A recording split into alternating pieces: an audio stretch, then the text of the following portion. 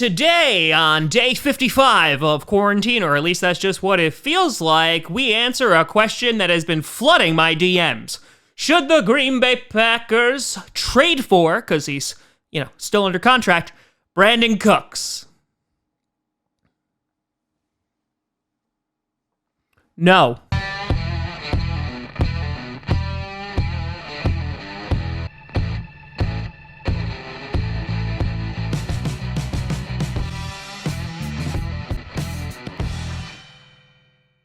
Grossi Posse Packer Nation.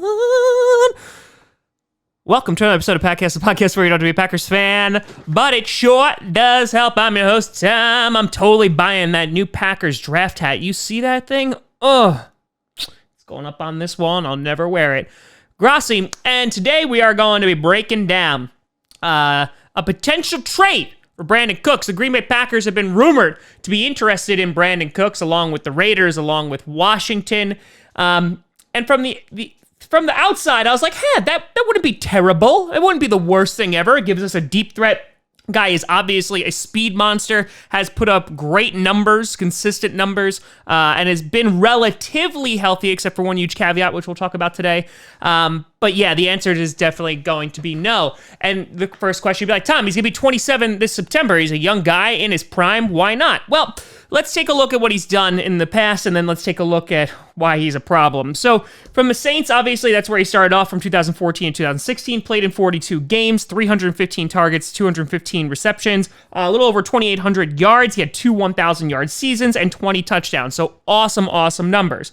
Then what you had in 2018 and 2019, he went for a hot spell over to the New England Patriots, in which he played 16 games, put up over 1,000 yards again, and 7 touchdowns, so pretty solid.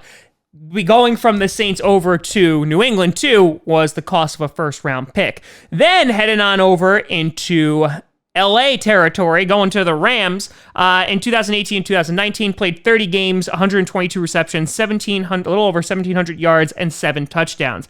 Now, in 2019, he only played 14 games, he missed 2, and only put up 583 yards and 2 touchdowns. Now, that's not completely blamed on him, because obviously Jared Goff had an off year. They didn't know what they were doing in the running game, and so that was a problem. Here's why Brandin Cooks is a really big problem. This past season, he missed 2 games. The reason why he missed 2 games is because he had yet another concussion. This makes 5 for his career. That's just the ones that have been reported. So that is a huge risk right off the bat that makes me completely and totally uninterested in Brandin Cooks. This reminds me of like the Sam Shields. Like, I loved Sam Shields. Oh, I love Sam Shields. But the guy was incredibly risky when it came to his health and suffering numerous concussions.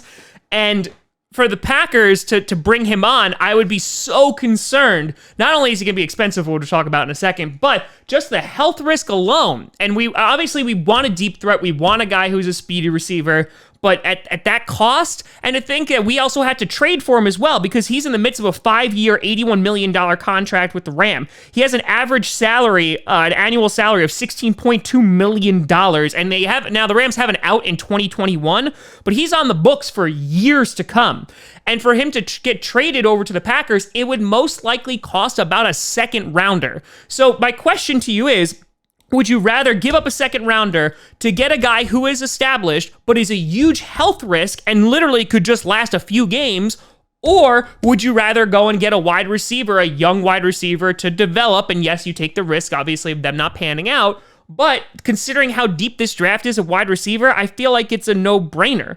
I feel like that this is not even a question at this point. But for me, not only would he cost a ton of money for the Packers, and I believe his salary this year is like $8 million plus a bunch of other incentives and signing bonuses and all that stuff that's incorporated in there. So the Packers would be taking on a pretty decently hefty contract, but on top of that, they're also getting a huge health risk with Brandin Cooks. So for me, I don't get this. I don't think it makes a whole lot of sense. Again, I acknowledge the Packers need a wide receiver, even with the signing of Devin Funchess, but we're going to address that in the draft. So no.